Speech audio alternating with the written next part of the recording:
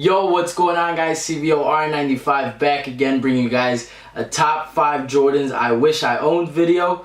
Now, obviously I do not own any of these Jordans. If price and rarity was not an issue, these would be the top 5 Jordans that I wish I could put into my collection.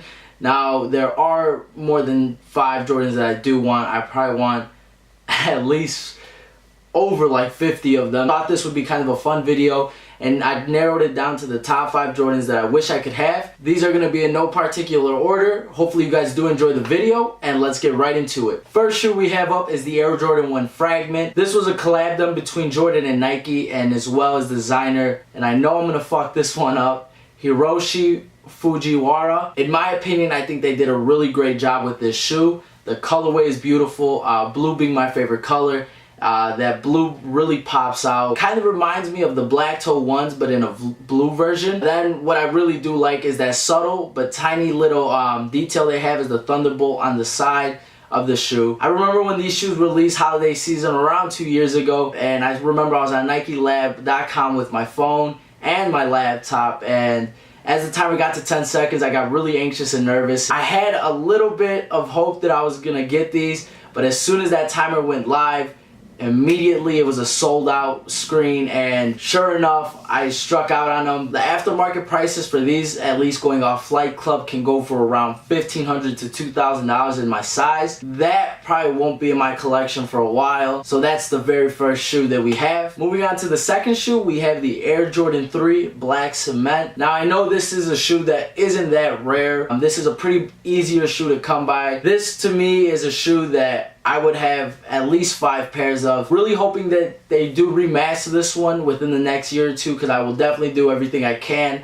to have around 3 to 4 pairs of this shoe. The Air Jordan 3 was the very first shoe that Tinker Hatfield himself designed for Michael Jordan, and it's what really saved the entire Jordan brand, because after the first 2 Jordans, Michael Jordan wasn't really feeling the designs, and sure enough, Tinker Hatfield worked his magic, and we have the Black Cement 3, which is just a classic, timeless shoe. Moving on to the third shoe, and I'm pretty sure this is what's going to be on a lot of sneakerheads' list, is the Undefeated 4. First off, let me just say that this shoe ranges for around the $20,000 to $25,000 mark. If price wasn't an issue, I would definitely love to have these shoes. In my opinion, I think this is a great looking shoe. The olive green just looks so nice. The orange laces give it that perfect amount of pop. The Air Jordan 4 silhouette, in my opinion, looks great. Just having the Undefeated 4s would be awesome. It's unfortunate that they only released around 72 pairs of this shoe. Moving on to the fourth shoe, we have the Air Jordan 6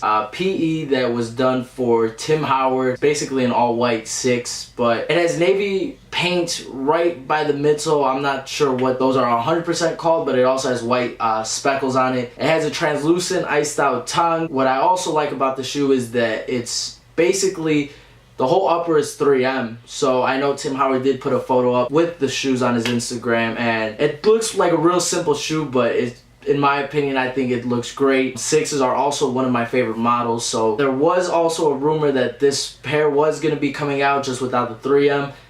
Unfortunately, that never actually surfaced or made way to retails, so that's one shoe that I wish I could have, but I'm pretty sure it's a one-of-one type thing. So that is the Air Jordan 6, the Tim Howard PE edition. Moving on to the final shoe, we have the Air Jordan 11, the Ray Allen 2 rings PE. There's a lot of details on the shoe that makes it really unique. The upper has gold hits, and a thing that I really like about the shoe, there's multiple details that I like about the shoe. The first one being on the inside tongue, it says 2008 and 2013 when Ray Allen won his NBA final championships. The number 34 is stitched on the back heel where the Jordan 23 is usually at. Another cool detail is right along the middle of the tongue where it usually says Air Jordan, it says Sugar Ray, which I think that looks really well. And then on the tongue it has Ray Allen's him in his shooting form. I think that is such a cool detail. From what I know, at least, this is a friends and family type shoe.